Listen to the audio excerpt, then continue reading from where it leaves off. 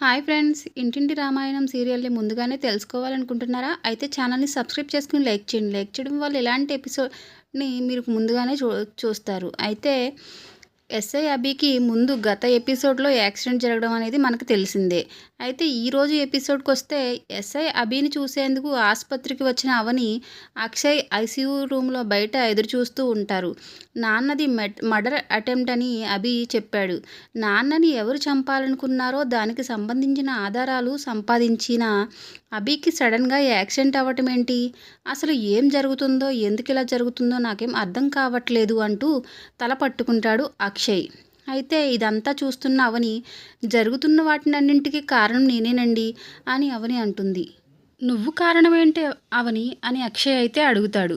చాలా రోజులుగా నేను మీకు ఒక విషయం చెప్పాలి అనుకుంటున్నానండి.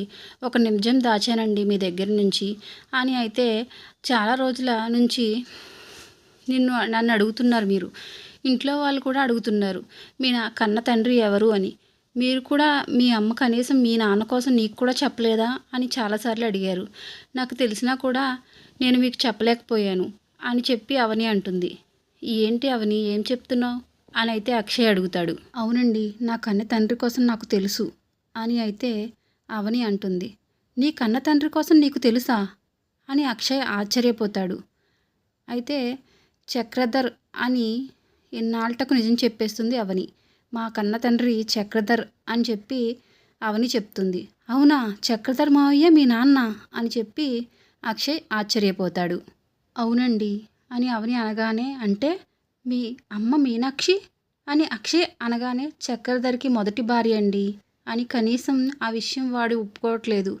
ఈ విషయం మొన్నే మావయ్య గారికి కూడా తెలిసింది అంటూ మొత్తం స్టోరీ అయితే అవని చెప్పేస్తుంది అక్షయ్కు. మా అమ్మ తన భార్య అని చెప్పడానికి ఎలాంటి ప్రూఫ్ లేదండి. కాబట్టి చక్రధర్ ఆ నిజాన్ని ఒప్పుకోవడం లేదు. మావయ్య గారు నాకు న్యాయం చేస్తానని చెప్పారు అని చెప్పి అవని అక్షయ్కి చెప్తుంది. ఈ నిజాన్ని అందరికీ చెప్పడం కోసమే మావయ్య గారు ఆ రోజు ఆ పార్టీని ఏర్పాటు చేశారండి. చక్రధర్ మా నాన్న అన్న విషయం నేను మావయ్య గారికి చెప్పకపోయి ఉంటే మావయ్య ఆ పార్టీ పెట్టుకుండేవారే కాదు. మావయ్యకి ఇలా జరుగుండేదే కాదని అవని కన్నీళ్లు పెట్టుకుంటుంది. అవని, అయితే ఇన్నాళ్ళు మరి నాకెందుకు చెప్పలేదు ఈ నిజం అని చెప్పి అక్షయ్ అడుగుతాడు. నాకు చెప్పకుండా నాన్నకు చెప్పావంటే నాన్న మీద ఉన్న నమ్మకం నా మీద లేదన్నమాట అంటాడు. అది కాదండి, నేను మీకు చెప్పలేకపోవడానికి కారణం ఏంటంటే అని అవని చెప్పబోతుంటే, కారణం ఏదైనా సరే కావచ్చు. ఈ విషయం నువ్వు నాకు ముందే చెప్పుంటే నేను ఏదో ఒకటి చేసేదాన్ని, పరిష్కారం ఆలోచించేవాడిని. మీ అమ్మగారు నువ్వు అందరి చేత మాటలు అవమానాలు పడాల్సిన వచ్చిండేదే కాదు అని అంటాడు అక్షయ్. చెప్తే మీరు అదే పని చేస్తారని నాకు తెలుసు. కానీ చక్రధర్ నా భర్త అని చెప్పడానికి మా అమ్మ దగ్గర ఎలాంటి ప్రూఫ్ సాక్ష్యాలు లేవు. కాబట్టి చక్రధర్ నా తండ్రి అన్న నిజాన్ని ఒప్పుకోడు. అప్పుడు మేము ఇంకా అవమానాలు పడాల్సి వస్తుంది. కానీ మావయ్య ఈ సమస్యని పరిష్కారం చేస్తానని నాకు మాటిచ్చారు. అందుకే మీకు చెప్పలేదండి అని చెప్పి అక్షయ్కి అవని చెప్తుంది. అయినా సరే ఈ సమస్య పరిష్కారం కాకపోయినా రాజేశ్వరి పిన్నితో విభేదాలు వస్తాయండి. అవి నిజాలు తెలిస్తే మా ఫ్యామిలీ అంతా డిస్టర్బ్ అవుతుందండి. అందరూ డిస్టర్బ్ అవుతారు. ఇలాంటివి చాలా ప్రాబ్లమ్స్ వస్తాయి. నేను మీకు చెప్పలేకపోవడానికి కారణం మాత్రం ఇదే అంటుంది అవని. ఇప్పుడు నాకు ఒక విషయం అర్థమైంది. చక్రధర్ మీ అమ్మని మోసం చేశాడన్న విషయం నాన్న ద్వారా నాకు అందరికీ అర్థమైపోతుందనే భయంతోనే చక్రధర్ నాన్నను మనుషులతో తోయిపించేశాడు అని చెప్పి అక్షయ్ అంటాడు. నేను మావయ్యకి ఈ విషయం చెప్పినట్టు సంగతి ఎవరికీ తెలియదండి అని చెప్పి అవని అంటుంది. అది చక్రధర్ చేయించే ఉండకపోతే ఎలా చేస్తారు, ఎలా జరుగుతుంది ఇదంతా అని చెప్పి అక్షయ్ అవనికి అంటాడు. మరోవైపు పల్లవి అయితే కంగారు పడిపోతూ ఆసుపత్రికి పరిగెత్తుకుంటూ వస్తుంది. ఇక పల్లవి దూరం నుంచి అక్షయ్ అవనిలను గమనిస్తూనే ఉంటుంది. ఏవండి, ఇందాకటి నుంచి దీని గురించి పట్టించుకోవట్లేదు. దీని మీద ఫ్రమ్ అడ్రస్ లేదు కూడా.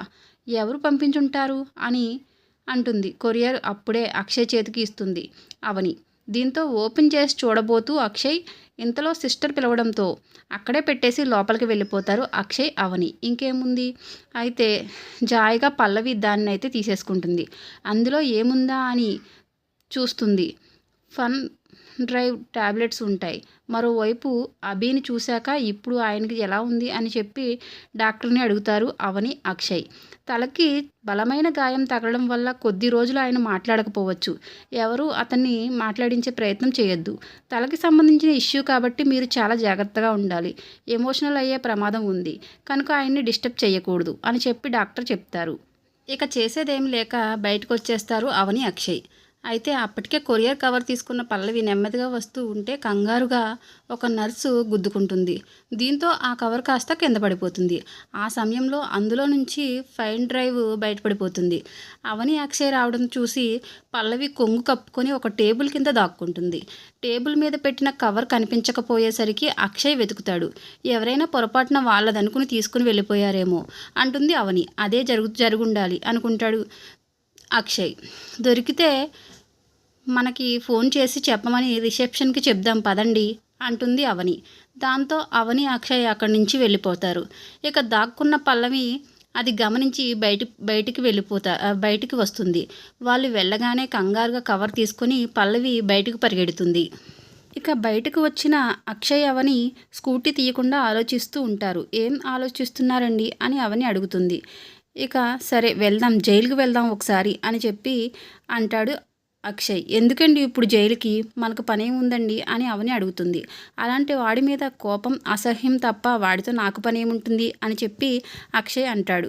నాన్నని హత్య చేయడానికి ప్రయత్నించడానికి, అభికి యాక్సిడెంట్కి జరగడానికి వెనుక ఏదో ఉందని అనిపిస్తుంది అవని. దాని గురించి తెలుసుకోవాలి అంటాడు. అయితే ఏమండి ఇప్పుడు అతని దగ్గరికి వెళ్ళడం అవసరమా అని అవని అడుగుతుంది. అయితే అవసరం అయితే కాదు కానీ వెళ్ళాలి అంటాడు అక్షయ్.